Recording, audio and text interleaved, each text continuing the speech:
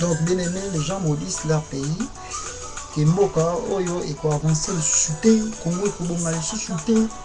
Et nous écoutons aussi que les gens disent, même aller plus loin pour dire que non, Bateka Congo. Et les gens disent que non, tant que Tozaki Nazaï, Tozaki bien. Nous voyons encore les gens dire que non, les gens va partager un gros caca. Ah frère, ma soeur, papa, maman, vous qui m'écoutez maintenant, je vais vous dire une chose. Oui, Nzambe tanga bimise bana Israël na kati ya Égypte. Balelaki, les enfants d'Israël ont commencé à pleurer, ils ont commencé à pleurer depuis longtemps. 400 ans d'esclavagisme. Bazo lela Nzamba libéré bango, bazo lela parce qu'ils étaient dans la servitude. Ils étaient dans l'angoisse, ils étaient dans le problème. Ils pleuraient que Dieu vienne nous libérer, Dieu vienne nous libérer. Et Nzamba a utilisé Moïse pour abimisa bango. Le peuple de Dieu va jouer délivrance dans bango, comme il faut y malembe. Avant de traverser la mer Rouge, va coûter un obstacle. Ils ont oublié que Nzambe Oyo a évité qui bango que na kobimisa bien en Égypte et puis abimisi bango azaki capable de résoudre toutes les situations. Le peuple de Dieu ont oublié cela. Ils ont commencé quoi? À dire n'importe quoi. Que Moïse, toi tu es venu nous délivrer, délivrance, mais regarde, Marambo, Tozomona, Moïse, toi tu l'as bien, non, tu as bien, mais tu as la Égyptien, la Simana, Dieu a opéré le miracle, a traversé. Arrivé encore des peuples de Dieu impatients qu'ils étaient, bah comme ils disent, oh non, Moïse, ils ont commencé comme ils rencontraient des fois problème Yanzala, ils rencontraient problème Aboy, même maudire, lapider Moïse. Pourquoi? Parce qu'ils ne voyaient plus rien. Ils étaient enflammés pour quelques instants. Mais ils avaient oublié que Nzamba a dit ça, promise. Ils ont oublié cela. Directement que Misika va commis parce que bazana ba passe, parce que bazana banzala, parce que bazo kutana ba combat que Nzambe atiki bango. Mais non, Dieu comme Azar fidèle a dit que bango, moi je vais vous amener jusqu'à la terre promise.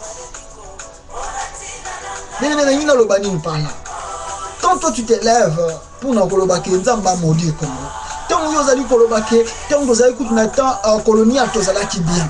Tant que vous allez écouter un belge, quoi, le belge, dirigeait tout ça là qui bien. Non, bien, on n'était pas bien parce que si tu as vu la réalité, et pas quoi, au moment on a bien que les gens souffraient. Les gens traversaient des moments difficiles. Les gens étaient commandés comme des animaux. Les gens étaient maltraités. Hein? Tu es dans ton pays, mais tu ne jouis pas de ton droit. Mais maintenant, c'est quoi qui se passe entre nous les Congolais?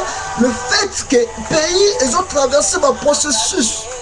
On a comme un processus en Israël. On n'a pas comme la terre promise. Nous les Congolais, nous oublions que nous avons un processus. Mais la procédure, vraiment, en tout cas, même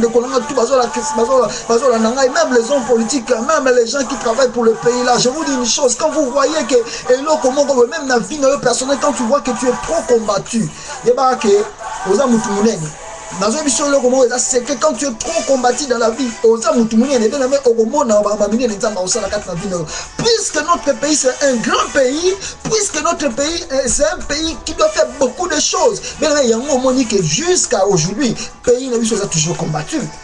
Mais là, on voit quand Israël il traversait beaucoup de peine, beaucoup d'angoisse, bénédiction de Bango, c'est là qui suit mon aîné. Et le lot, tout ça, c'est la servitude. Tout ça, c'est la passion de traverser en temps colonial. Tout ça, c'est la fimbo, mais non, nous avons tout oublié. Tout le monde non, délivrance en autre soit qui en moi avant. Ah, ma frère, mon sœur, quand j'écoute comme ça me fait mal. Nous sommes le que tu sais qu'il y a une indépendance avant. Moi je dirais que même papa mais si vous rentrez vraiment dans l'histoire de dire que non, l'indépendance a été bien avant. Mais moi je dirais que c'était des moments durs, c'était des moments d'angoisse, c'était des moments de paix.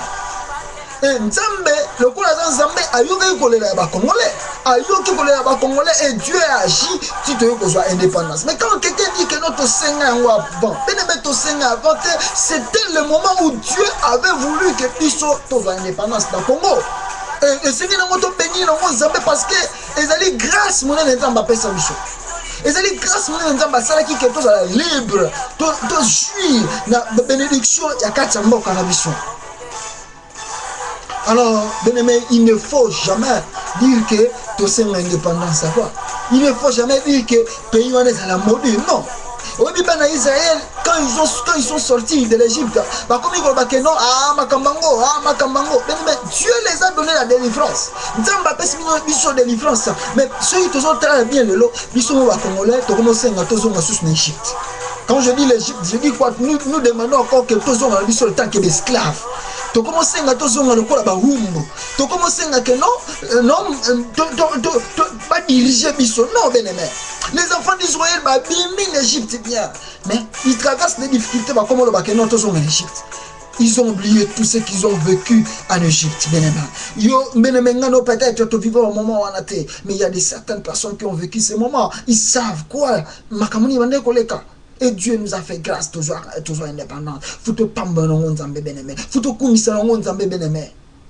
en tout cas, quand tu raisonnes comme ça, moi je vais te dire que non, raisonne aussi dans le sens propre. Tu sais que bénédiction, il y a Moututan Moyaka, et elle a toujours combattu. Obi que les Pambolia Congo, pour tellement, basani ko combattre de gauche à droite, basani ko bundisa de gauche à droite. Mais moi je vous dis une chose, et tant que bande kolanga boy bakimbo kanabiso, nzamba lingi yango malamu. Et mboka wana eza ko telema pe ekilakisa na mokili mobimba ke ezali mboka ya Nzambe, za mboka bilaka, mboka makamba minene, eza mboka makamba minene beneme, eza